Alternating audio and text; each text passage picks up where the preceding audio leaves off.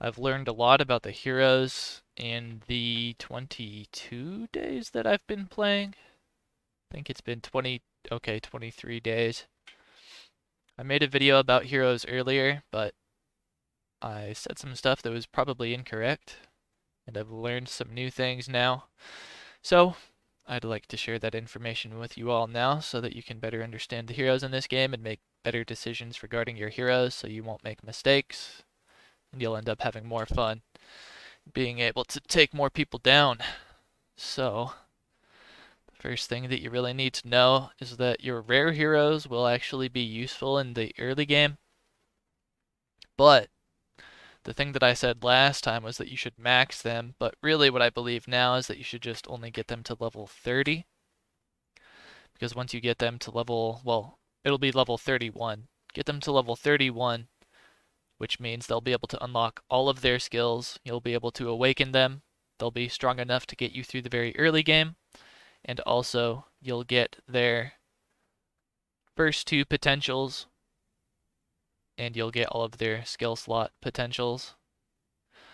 Um, you could get them to 35 for a bit of extra cavalry attack and infantry defense. I wouldn't recommend it in the beginning, just get them to level 31, and eventually, in the very long run, you'll probably end up getting them all the way to level 55 so that you can get all of their potential. But if you do that in the very beginning, that's going to be a ton of hero experience that goes to these heroes that are pretty much useless after the early game. Um, instead of going to more effective epic and legendary heroes. So just get your rare heroes to level 31 in the very beginning. They'll do you really solid for getting you through the early game campaign and getting you through the early game barbarians and giving you a couple of marches for cheap, because leveling up rare heroes costs a lot less experience than it costs to level up epic heroes, which cost a lot less experience than it costs to level up legendary heroes. So don't skip out on your rare heroes. They're super effective for the early game. Get them to level 31. You get some potential bonuses. You get a couple of decent heroes that are good for the early game. Don't skip them. And then after that, you want to start investing in a couple of epic heroes for your mid to late game experience. And then I would recommend not investing in legendary heroes until the late game. Of course, you'll get some legendary hero badges and you'll be able to unlock a couple legendary heroes and even level up some of their skills to pretty decent levels. But besides all of that you get just by playing the game regularly, I wouldn't recommend investing any extra into them. I wouldn't recommend leveling them up beyond maybe level 10 to unlock their second skill, or that would be level 11, I mean, because it takes a ton of experience and a ton of legendary badges, which are really hard to come by, to get these guys to a decent level where they're actually worth using. So I wouldn't recommend using them until the late game. You're much better off starting with your two rares. There's only two rares in the game. These are both of them. And then move straight from level 31 double rares to your epics and start trying to max out a couple of epics. So your Hussar will be in your cavalry march. Your Praetorian Prefect will be in your infantry march. So you might unlock like I did. I unlocked Ivan. He's the most defensive epic hero. He's one of the best epic infantry heroes, so you would pair up your Praetorian Prefect and have Prefect as your army leader until you get your Ivan or whatever your other infantry epic hero is above level 31, because whichever hero is the highest level should be your army leader, because that will give you a higher troop count in that army. Pompey is super good for war. He's the only epic hero who has AoE, area of effect damage. So he's going to be able to deal damage to multiple targets at once. But it's annoying to use him for PvE because you'll always be hitting extra barbarians that you're not trying to attack, and they will mess you up often. And it's really annoying.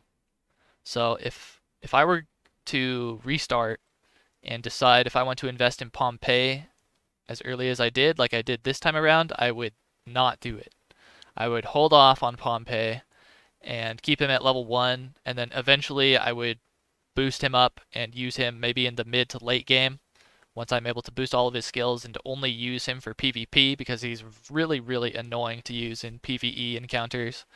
And I was using all three of my marches to gang up on barbarians, so Pompey was in my archer army, and it was just annoying when I would go out to hunt barbarians. So, I wouldn't recommend leveling him up until probably the late game. So, depending on which civilization you start with, you'll start with an epic hero.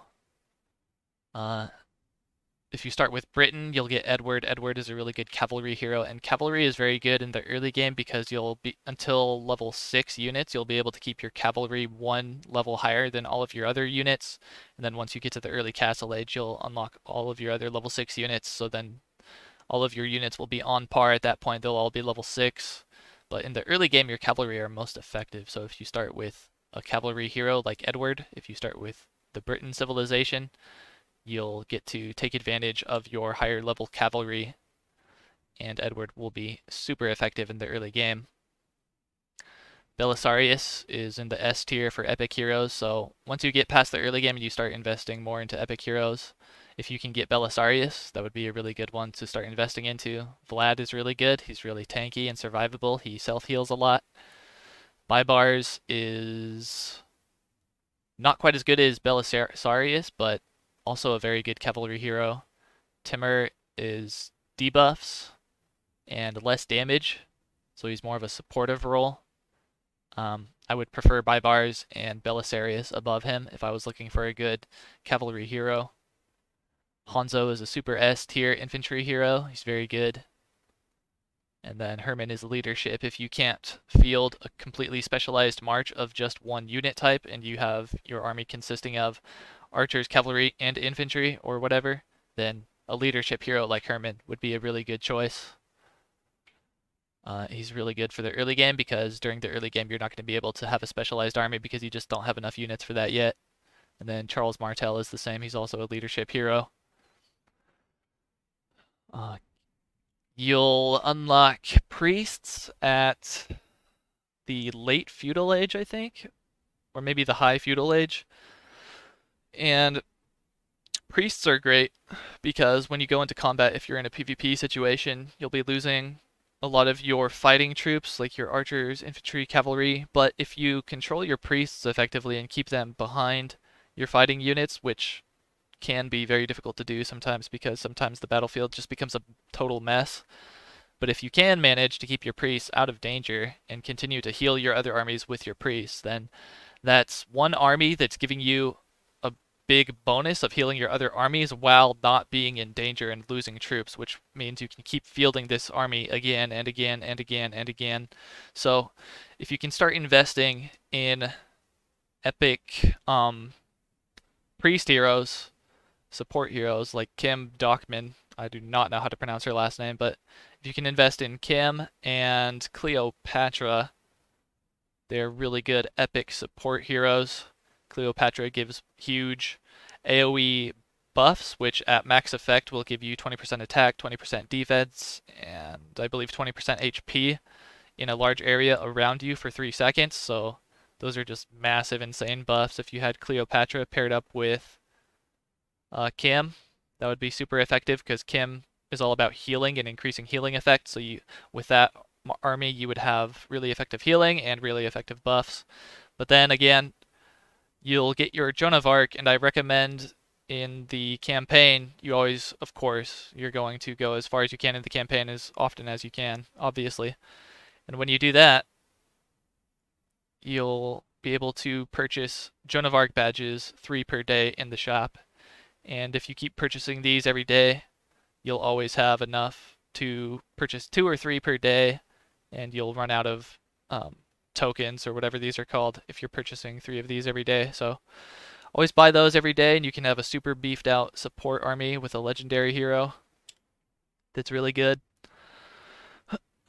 So yeah, and then I haven't really looked into the legendary heroes that much because I really don't think I should be investing in them at all until the late game, so I really can't tell you much about them. It's just pretty obvious for some of them. Richard's just a really tanky infantry hero. Caesar's a skill damage cavalry hero, so he's good for field fighting. He's got siege. you know, I'll make a separate video on the legendary heroes later, I guess. But I just wanted to give you guys like the basics of the heroes, and this is a video more aimed at newer players that are looking for some advice. So in conclusion, just level up your 2 rare heroes first to level 31 each, and then you can start investing into epic heroes right away after that. If you spend additional experience on your rare heroes like I did, then that's a lot less experience that you get to pump into your epic heroes. Like my Edward could be level 41 right now, which would unlock a new skill for him that I may or may not use. But then I could level up my Mulan more or whatever other epic hero a lot more if I didn't invest so much experience into my rare heroes. That was a mistake that I made as a new player. That's what I'm trying to prevent you guys from doing.